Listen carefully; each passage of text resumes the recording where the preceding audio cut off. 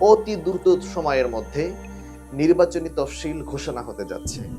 অবশেষে সকল জল্পনা ও কল্পনার অবসান ঘটিয়ে পদত্যাগপত্র জমা দিয়েছেন অন্তর্বর্তীকালীন সরকারের দুই উপদেষ্টা আসিফ মাহমুদ ও মাহফুজুল আলম। সম্মানিত দর্শক শ্রোতা মণ্ডলী, আপনারা স্ক্রিনের মধ্যে দেখতে পাচ্ছেন আজ বুধবার সন্ধ্যায় প্রধান উপদেষ্টার কার্যালয়ে সশরীরে সাক্ষাৎ করে আসিফ মাহমুদ ও মাহফুজুল আলম তাদের পদত্যাগপত্র জমা দিয়েছেন।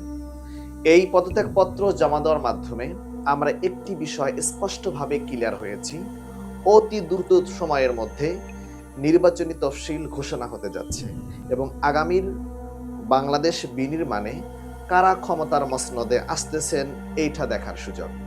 প্রিয় দর্শক শ্রোতা মণ্ডলী, আপনার কাছে আমার তরফ থেকে একটি আবেদন থাকবে। আপনার ভোট হচ্ছে আপনার জন্য একটি আমানত।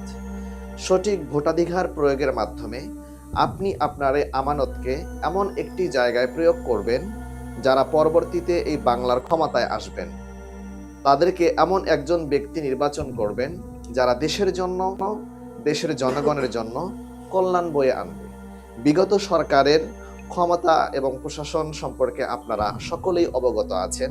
তারা ক্ষমতার মসনদ থেকে কিভাবে দেশকে চালিয়েছে, দেশ থেকে কিভাবে কোটি কোটি টাকা দুর্নীতি করে বিদেশের মাটিতে পাচার করেছে। তাই আপনার ভোট হচ্ছে আপনার জন্য একটি বিশেষ আমানত। এই বিশেষ আমানতের মাধ্যমেই এমন একজন যোগ্য ও সৎ ব্যক্তিকে নির্বাচন করবেন যারা দেশের জন্য, দেশের জনগণের জন্য কল্যাণ বয়ে আনবে।